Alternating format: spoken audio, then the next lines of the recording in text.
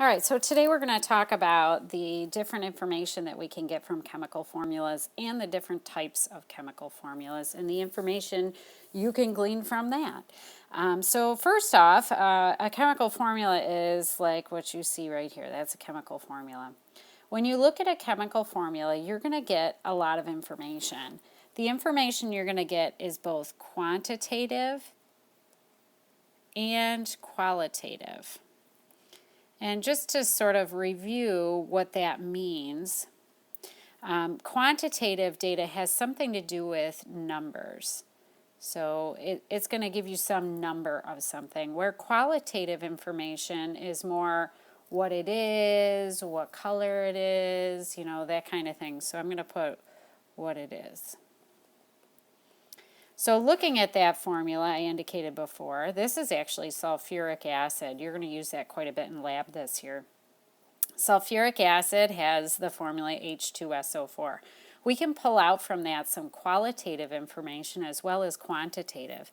The qualitative information would be that it has in its formula hydrogen, sulfur, and oxygen. That would be qualitative information. We know what it's made out of.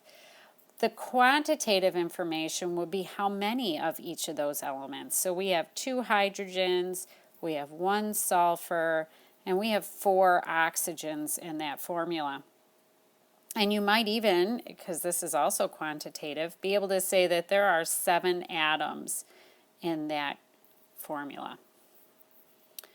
All right, molecular formulas tell you the actual number of each element in a compound. By the way, this symbol means number to those of us older than 30. So the actual number of each element, oh, I put of twice. Well, pick the one you like better. Of each element in the compound. So it's the actual number. The empirical formula is derived from that molecular formula, and it's the simplest ratio of those elements in the compound. So let's look at a formula. The formula for table sugar is C11H22O12. Is that empirical or molecular? Well, it happens to be the simplest ratio because we can't simplify it any further, but it is the molecular formula because it's the actual number of atoms of that element. And there are other compounds that can be both molecular and empirical. One you're very familiar with, water. That's the actual number of hydrogen and oxygen atoms in a molecule of water. It's also empirical because it is the simplest ratio of the atoms in that compound. Another example would be table salt. Table salt is NaCl. So there is 1 sodium atom and 1 chlorine atom in a I don't want to say molecule. It's not technically a molecule. I'm going to say that for now. When we get into bonding, you'll learn that that's not the case. But in 1 molecule of NaCl, there's just 1 of each. So it is the molecular formula, but it's also the simplest ratio. Another example might be another salt that you might be familiar with if you've ever salted the sidewalks with anything other than halite, is calcium chloride. Calcium chloride has exactly 1 atom of calcium and 2 atoms of chlorine in the compound. Another example, just in case you're ever asked, CO2. You know that as carbon dioxide. It's actually carbon 4 oxide using the stock system naming, but that's the actual number of carbon and oxygen atoms in a molecule of carbon dioxide. So those are some examples you may be familiar with. All right, let's look down here at the bottom. And what we're going to do is we're going to identify it as either a molecular formula or an empirical formula. And you're going to be able to tell with each of these because if it is in the simplest ratio, then it will be empirical, but if it's not, it's molecular. So looking at H2O2, is that the simplest ratio of those elements in that compound? And it is not, because you could actually pull the 2 out of both of those and get HO, okay? So it is not the simplest ratio. Therefore, this is a molecular formula. That, by the way, is the molecular formula of hydrogen peroxide. The next one, is that the simplest ratio? It's not. You could actually simplify it to CH2O. That, by the way, is glucose. So this would be a molecular formula. The next one, SiO2. You might know that as silicon dioxide, probably not, but we would call this, according to the stock system naming, silicon 4 oxide. That's actually sand. And since there is no way to simplify that any further, that you would call empirical. It is also molecular, but it's not one of those ones that you would have to know is both. The last one there, H4O2, we can actually simplify that to H2O, which, by the way, this doesn't exist, but just as another example. So since it could be simplified to an empirical formula, it must be molecular. All right, on to the backside. All right, based on the subscripts in a formula, you can actually count the number of atoms. And I did that when we looked at the quantitative information on the front side of this. But just to make sure we all know what we're doing when it comes to this, you can list all the atoms, or I'm sorry, all the elements in your compound. So all you're really doing is looking for your capital letters. And then the subscripts tell you how many there are. So on the H, there is a subscript of 2. So that's telling us that there are 2 atoms of hydrogen in water. And then if there is no subscript, as is the case on oxygen, there is just 1 atom. Chemists are really lazy, so they don't bother to write the 1 in there. But they also wouldn't bother to write the O if there wasn't at least 1 atom of oxygen. So when there is not a subscript, it's O1. And the next example, we have carbon, we have hydrogen, and we have oxygen. The carbon subscript is 6, hydrogen is 12, and oxygen is 6. Next one's a little more difficult. Aluminum has no subscript, so it has just 1 atom. But the oxygen and the hydrogen get a little more tricky. So let's look at that in a little more detail here. This 3 that you see on the outside of the parentheses is actually distributed through the atoms inside the parentheses. So it's kind of like in math class. This 3 means there's 3 H's. It also means there's 3 O's. So total for each of them, there are 3. So there's 3 O's and 3 H's. All right, sometimes you are going to see formulas that have a dot in them, as you see here with carbon or copper sulfate. This dot means that there are water molecules associated with that compound, and it is a very specific ratio. So we call them hydrated compounds.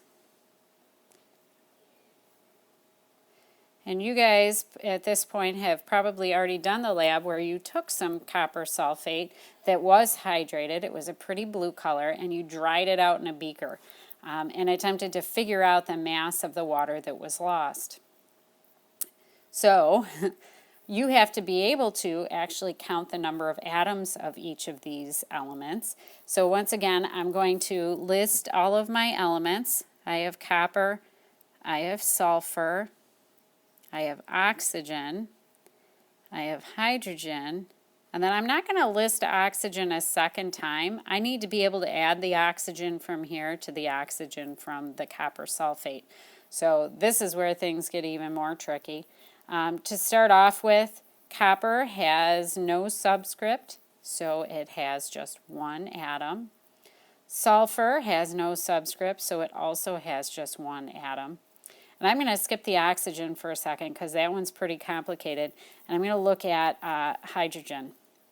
This 5 out front that you see by the water, that says that there are 5 water molecules altogether. So you can sort of imagine that there's parentheses here, and you're going to end up distributing that 5 through as well. So I'm going to distribute that through to the H's and the O's. So total with my H's, I have 5 times 2, or 10 H's. And then for the O's, as I showed you when I showed you distributing that 5 through, I have 5 O's from the water, and then looking back at the copper sulfate, I have 4 more there for a total of 9 oxygens. All right, let's try another one. This one's even more complicated. We have Cobalt 2 nitrate, and it has 6 water molecules associated with it. So once again, that 6 is going to be distributed through. And then over here with the 2, we're going to distribute that through as well. So there's a lot of distributing things here. Let's start by just listing our elements. Oops, why did I do that? O, and then H, and I'm not going to list O a second time. I got to add those all together. So cobalt doesn't have a subscript, so it must be 1. Nitrogen, we needed to distribute that 2 from outside through, so it actually has 2. I'm going to skip oxygen for a minute because it's going to be really complicated. And this 6 on the water is going to be distributed through, so 6 times 2 for the hydrogen would give us 12 hydrogens. And then looking back at our oxygen again, that's 6 oxygens here, and then over here we have 2 times 3 when we distribute that through. So that's once again 6, so 6 plus 6, we have 12 oxygens. It's really important that you can count all of the atoms because you're going to need to be able to figure out the mass of different compounds. And in order to figure out the mass, you need to multiply it by the number of atoms of each. And that's actually what we're going to do next here. So I'm going to list all my elements. This time I'm going to do it vertically. So in our compound listed over here, we have carbon. And for carbon there are 6 atoms. And for hydrogen we have 12. And for oxygen there are 6. Now I need to look at my periodic table to get the masses of those different atoms. All right, so here's my periodic table, and if you recall, the mass is given the upper left corner of each of the elements. The key in the center of the periodic table can remind you of those things, and this time it's actually giving us the mass of carbon. When we use the masses from the periodic table, some teachers will have you round to the nearest whole number. I'm going to have you round to 2 decimal places. And part of my reasoning is it has something to do with something we call significant figures that we'll probably kind of go over right before the exam, but it's what I'm used to, so that's what we're going to do. So rounding carbon to 2 decimal places gives us 12.01. And I'm multiplying it by 6 because there are 6 atoms of carbon. For hydrogen, which is up here, again, I'm going to round to 2 decimal places, so I get 1.01.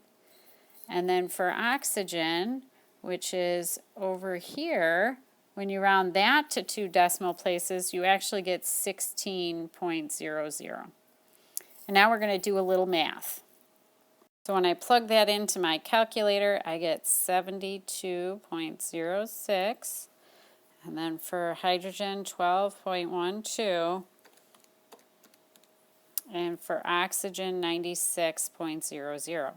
So now we know the mass of each element and the compound, but to get the total mass, which we call the molecular mass, we need to actually add these up.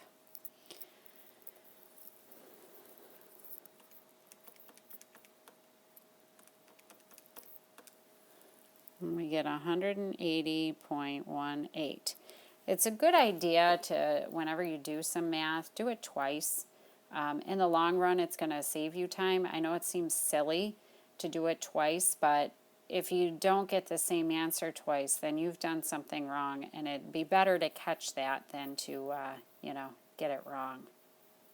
So there's one more skill that you need for this section of chemistry, and that's determining the molecular formula given the molecular mass and the empirical formula. So you're actually going to be given two bits of information. The first one is the molecular mass. So for the molecular mass, I'm going to give you 90.09. And the empirical formula we're going to use is CH2O.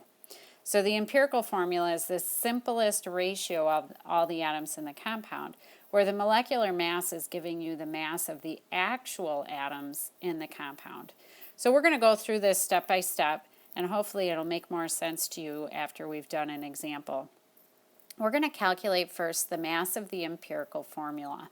The empirical formula is always given to you, so you're going to be using these numbers and those elements in order to calculate it. So carbon, for the empirical, there's just one atom. Hydrogen, there's two, and oxygen, there's just one. And then we'll multiply those by masses that we get from the periodic table in order to get the mass of the empirical formula.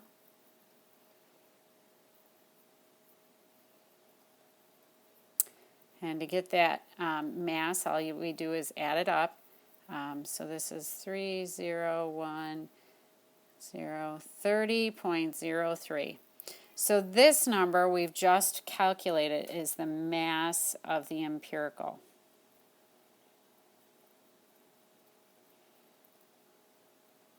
Now the molecular formula must have been some similar formula but multiplied through by something, because in order to get the empirical we must have divided by something that was a common factor to get this empirical formula.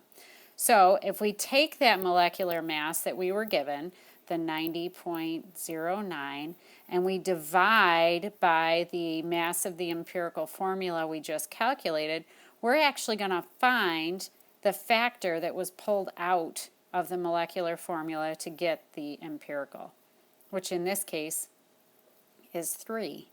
So now we're going to take that empirical formula, the CH2O, and we're going to actually multiply 3 through the subscripts. So that number that we got from that step, we're going to multiply through down here. So now we're going to get C3H6O3, and that's actually our answer. And that's it.